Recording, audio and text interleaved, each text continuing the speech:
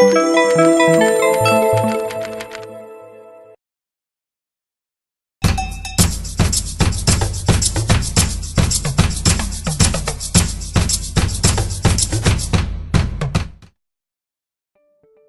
oldest human art dates back to the Stone Age, where the first creative works were made from shell, stone, and paint. As mankind continued to evolve, so did art, but with time, this value was lost and other careers embraced. The Art and Finance Conference that was held on the 28th of March 2019 in Nairobi proved that art has elevated. The two-day conference that was officiated by Her Excellency the First Lady Margaret Kenyatta was about the building structure, institutions, and value chains that will allow the artists to tell their stories to the world through visual arts.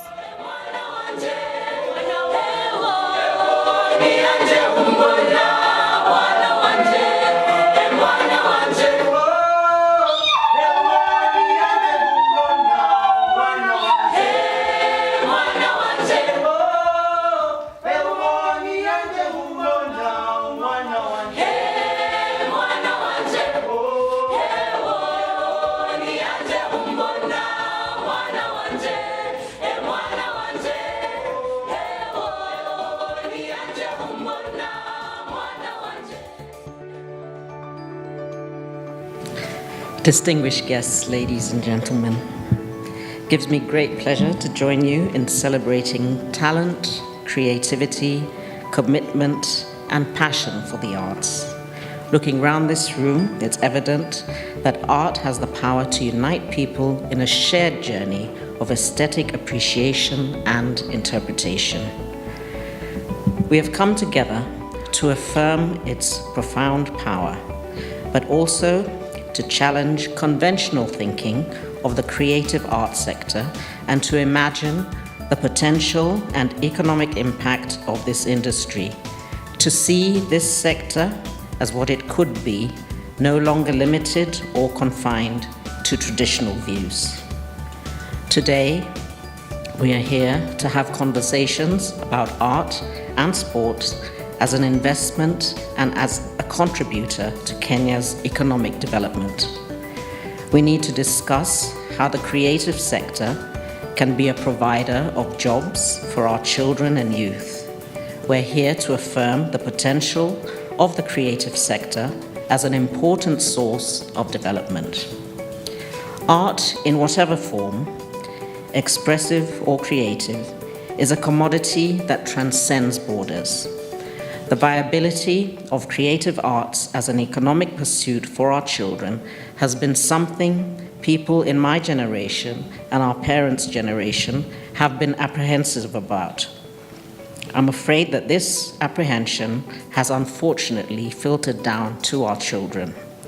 Many times we have imposed careers on our children. We have pushed them to consider becoming engineers, lawyers, doctors, teachers, anything that to us has spelt decent employment.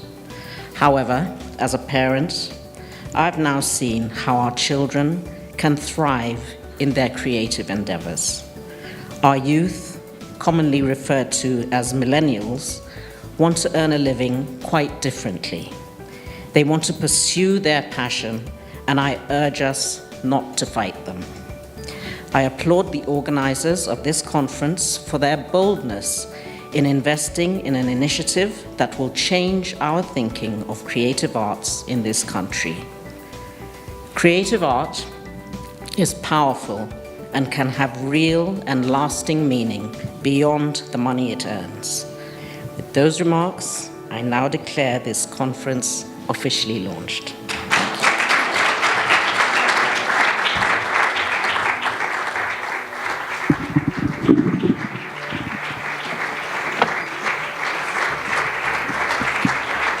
Art is an important aspect of sustainability. It covers all three components: social, economical, and environmental sustainability. In social sustainability, art helps us keep in touch with our roots and preserve our culture by telling stories of our ancestors, how they lived and what they valued most. Art also helps us live in harmony and appreciate our different cultures. Realistically engage is going to be key, and it's a question of timing as well. As Dr. Lagat has said, A lot of thinking and work has gone into preparing this initiative, but we've got to really think and brainstorm around how we can realistically get private sector on board. Private sector will respond if there are some realistic, let's say, low-hanging fruits. Are there tax breaks, for instance? If I'm contributing X amounts, is this something that can be expensed and can actually help in my tax management? And as part of the art community, I am honored to have been asked by the ambassadors of Kenya to curate and coordinate a photographic art exhibition. All ambassadors have jointly come together, taking photographs themselves. How do they see Kenya when they arrive? So it's a photographic exhibition called Through the Diplomat's Lens. And we're having it at the National Museum. Possibly we had set the date for 30th of May. However, we've just been notified that there's a big UN General Assembly happening that week, so we might have to shift it a week or two. So dates will be confirmed, but you'll all be invited. And it's ambassadors coming together for charity. All the funds that we're raising are going to 3 charities, a children's home, an elderly people's home, and the third one that I'm really excited about is an institution for photography. Photography is art. It's a universal language. You can take photography anywhere. So each ambassador has been asked to take 10 photographs. We have a panel of professional photographers, ambassadors and Kenyans pulled together, sitting actually in my house today for the next 3 days, judging and selecting 4 of those photographs that then will be printed, each a limited edition of 12. I've managed and got Nikon on board, and they're sponsoring all the printing. So it's a charitable event, and we're going to have the big opening at the National Museum. We want to make the National Museum more important, more usable, more visible. Every visitor should come and visit the Artists practice environmental sustainability by recycling waste products and converting them into murals, paintings, and sculptures. Most environmental activists use art as a tool of relaying their message of conservation. Art is a mirror of reality. It beckons us to examine the world around us and consider what our relation with the environment is. Are we building it or destroying it?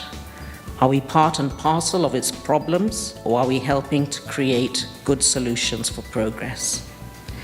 I wish both the organizers and participants fruitful discussions in this inaugural Arts and Financing meeting.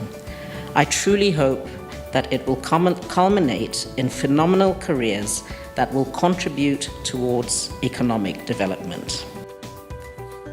Art is essential in Sustainable Development Goal 8 and 9. In a continent that's battling unemployment, it serves as a source of employment. Artists are innovators and creators, and with this ability, artists are very resourceful in building resilient infrastructure, promoting sustainable industrialization, and fostering innovation. In conclusion, art is important, and in the words of J.F. Kennedy, if art is to nourish the roots of our culture, then society must set the artist free to follow his vision wherever it takes him.